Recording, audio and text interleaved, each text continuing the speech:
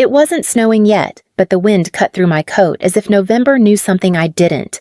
I had one hand on Ella's shoulder, the other balancing the casserole dish I'd made from scratch the night before. Jake was 2 steps behind us, carrying the pumpkin pie with both hands like a sacred object. We rang the doorbell. No one answered. After a minute, I let myself in through the back door, same as I had since I was old enough to reach the handle. The kitchen smelled like sage turkey skin and the cinnamon glaze Dad always added to the ham. It should have felt like coming home. But no one looked up. My mother stood at the counter folding cloth napkins into sharp triangles. Her hair was shorter than I remembered, her smile absent. She glanced at the kids, then turned back to her napkins as if they were the only things she could control. My father was by the living room window swirling his bourbon like he was waiting for someone more important to arrive. Ryan, my younger brother, was already half a drinking feet on Dad's recliner arguing loudly about football with Uncle Dean. Same as always. His wife Jenna perched on the armrest beside him, her laugh light and constant like she was trying out for something. I cleared my throat. Happy Thanksgiving. Jake set the pie on the counter with both hands. We brought dessert. No one replied right away. It was Rachel, my sister, 4 years younger and always diplomatic, who finally said, "Hey, Lise. Sorry, we weren't sure if you were still coming." I blinked. "You invited me." Rachel shrugged, smile brittle. "Well, Ryan said maybe you'd changed plans. It's been busy." Ella tugged gently at my sleeve. "Where do we sit, Mommy?" I looked toward the dining room. 12 chairs, napkins folded, name cards handwritten in Jenna's loopy script. 12 plates, 1 long table. I counted again. No kids' table, no high chairs, no folding chairs pulled from the garage like every other year. Just 12. Rachel followed my gaze and cleared her throat. "We figured the kids could eat in the den. There's pizza and a movie. It'll be more fun for them." Jake didn't say anything, but he'd already seen enough. No one asked how we were doing. No one asked how the new apartment was coming along or if I needed help with Ella's school stuff. I wasn't expecting much, but I had expected something. I looked around that room, my childhood home, my parents, my siblings. And for the first time, it hit me I had arrived as a guest one they weren't sure they'd invited. Ella's hand stayed in mine. I didn't squeeze back. Not yet. I helped the kids settle in the den. Pizza paper plates, 1 fuzzy blanket for 2 little laps. The fun table, they called it, but no one asked if they wanted to sit there. I stayed a moment longer, smoothing Ella's hair, adjusting Jake's collar. His eyes didn't leave mine. "When are we going home?" he asked, barely above a whisper. "Soon," I said. "Not just yet." Back in the kitchen, the bourbon had flowed a little more freely. My father laughed at something Ryan said. Mom was already opening another bottle of red, not looking my way. I set the casserole down beside a tray of deviled eggs untouched. "I think we're going to head out after dessert," I said into the space between sentences. No one looked up. Then Ryan raised his glass. "Busy mom things, right? Always in a rush." Jenna giggled. "We get it. Single-parent life."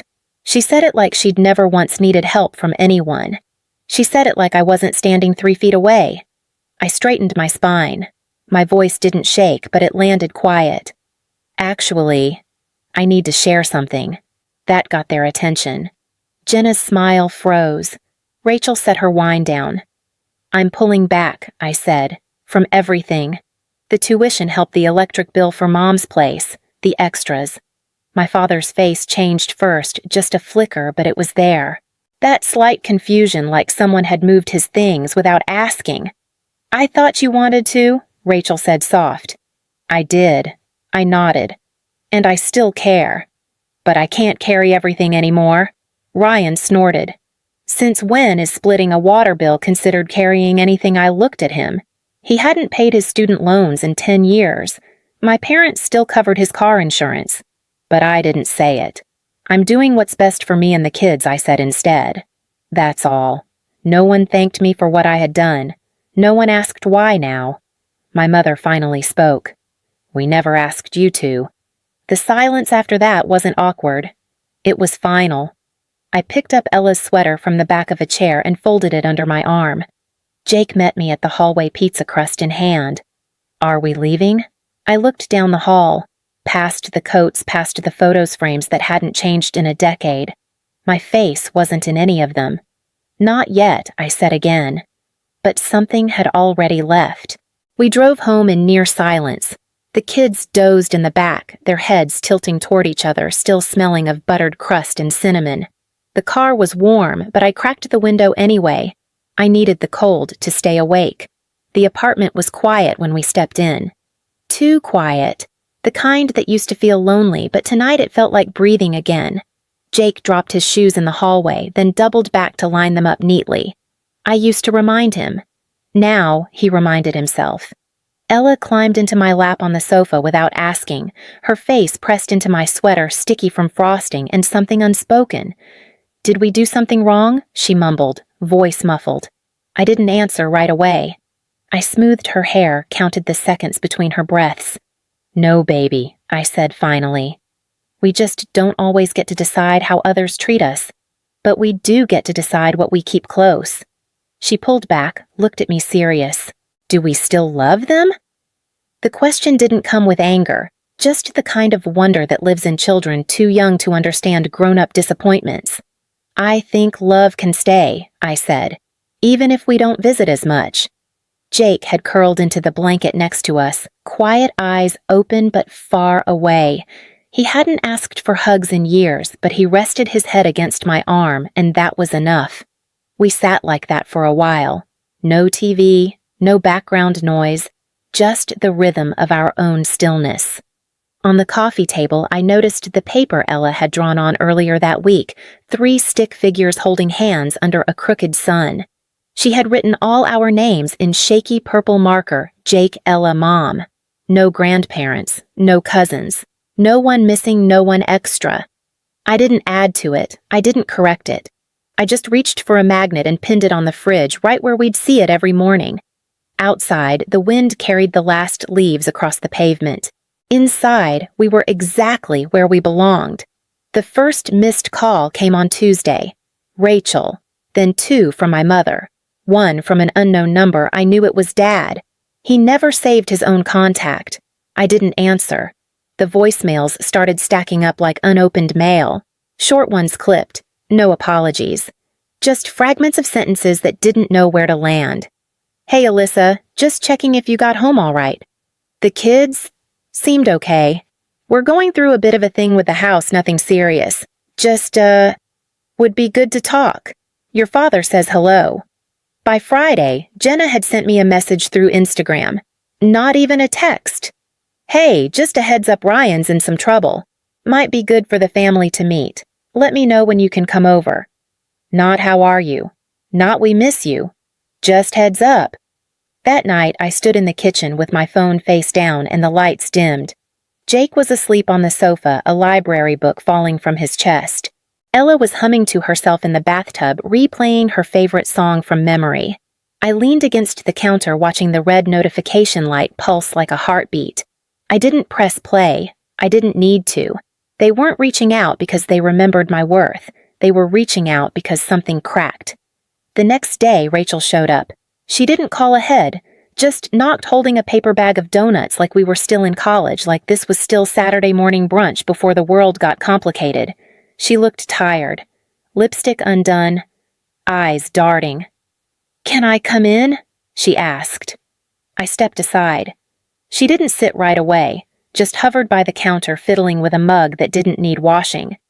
"It's Ryan," she said. "He might have, okay, he did something stupid. And now Mom and Dad are, well, not in a great place either." I waited. She glanced at me careful. "They could really use your help sorting this out." There it was. Not "can we talk?" Not "we're sorry." Just the unspoken math of you fix things. But I wasn't holding that job anymore. "I'm glad you came," I said gently. "I really am." Her shoulders lifted hope briefly. "But I don't think I'm the one they should call." Rachel didn't argue, just stared at the mug, then nodded like something had finally settled. Before she left, she looked around the apartment once more. "You really made this place feel like home." I didn't tell her the kids had done most of that work. I didn't hear anything for 6 days. Then the emails started. Not to me, Jake's school, Ella's daycare, Both had emergency contacts listed under my parents, both flagged for failed payments. Next came a call from my old bank manager. I still had alerts set up from when I handled Dad's mortgage during his surgery years ago. "Just a courtesy heads up," she said. "Your father added someone new to the account last month. There's been activity." Activity. That's how they say someone pulled out $19,000 in 2 weeks. The someone was Ryan. Apparently, he had borrowed against the house, then used Dad's credit line to cover a failed business venture, some crypto-flavored disaster with no paperwork, no plan, just confidence and charm. And now the walls were closing in. Mom texted a full paragraph. Not angry, just scattered. "If you have any bandwidth, we could use help negotiating with the bank. You always had a way with words. They listen to you more than they ever do us. No mention of Thanksgiving. No mention of the casserole I carried like peace. Just, we need you." I stared at the message a long time. The next day, Rachel sent a photo. It was the front porch of the house, paint chipped. A foreclosure notice taped to the door like a scarlet letter. She didn't write a caption. She didn't need to. That night, Jake heard me moving dishes louder than I meant to. He wandered in, rubbing sleep from his eyes. "They're in trouble, huh?" he asked. I hesitated, then nodded. "Yeah, they are." He looked down at the floor toes curling against the cold tile. "Are we going to help them?" I knelt beside him, one hand on his back. "We're going to do what's best for us. That's what I promised." He leaned into me, small and warm and trusting. In the past, I would have been halfway across town already. Laptop open, crisis plan, typed bank calls on hold. But I stayed right there on the kitchen floor, holding my son and watching the tea kettle steam. They had built a house of glass around Ryan, convinced the sun rose and set in his hands, and now that it cracked, they wanted me to fix it. But I had stopped bringing glue to a place I was never invited to sit. Rachel called again on a Sunday morning, this time earlier than usual. I was folding laundry, the sun barely up. The kids were still asleep. Her voice was flat. No preamble. They might lose the house this week. I paused with one of Jake's shirts in my hand, the one with the faded rocket ship. "What do you want me to do, Rach?" She didn't answer right away. Finally, just, "Come by. Talk to them. Maybe they'll listen if you're there." I almost smiled, not because it was funny, because it was familiar. She kept talking. "They don't need money. They need help negotiating. Your calm voice, your logic." My calm voice, my logic. All the things they'd dismissed as overbearing, cold, too calculating until now. I told her I'd think about it. That evening she showed up. Again, without warning. This time she didn't bring donuts, just her presence and a folder. Inside statements, letters, a handwritten note from Mom that looked more like a grocery list than a plea. "I'm just the messenger," she said quickly. "Don't shoot me." "I'm not angry," I said and meant it. She took a breath. "Look, I know it hasn't been fair. I know they've leaned on you more than anyone." I waited. "But there's still family lies, and we're in deep.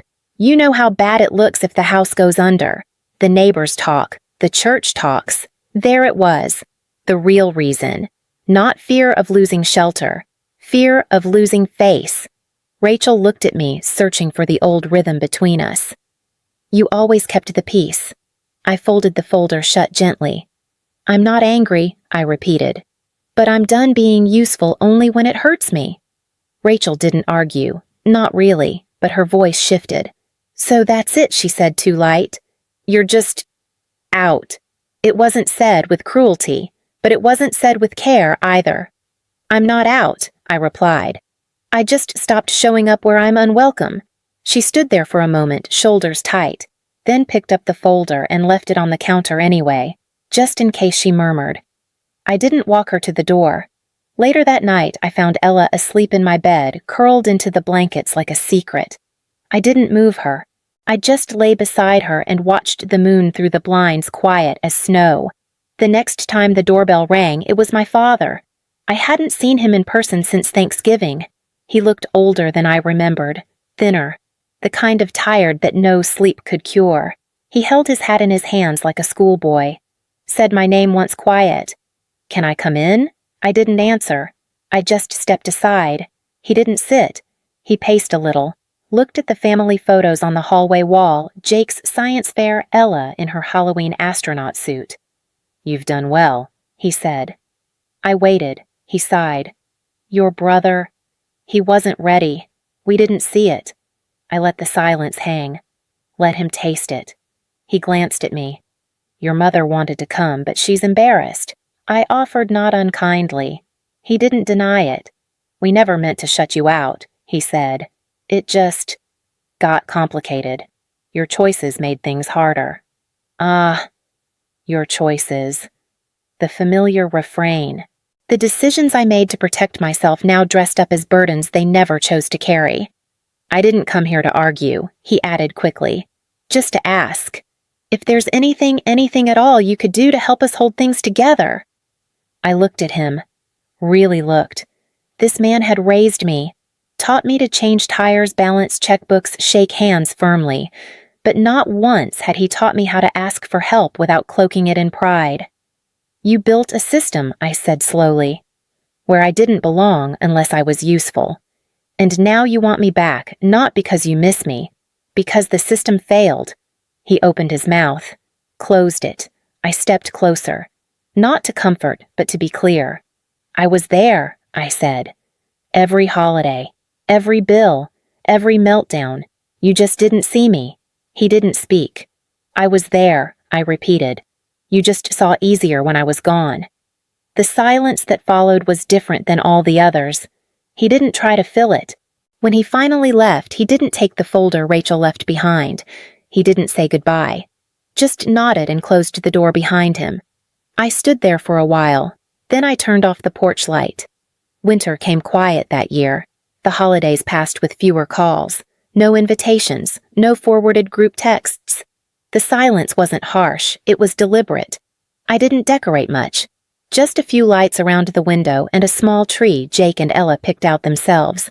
Plastic ornaments, paper stars they made at school. It was enough. One morning, just after New Year's, I opened the mailbox and found a letter. Handwritten. No return address. It was from my mother. 4 pages. Dense cursive. Not quite an apology. Not quite anything.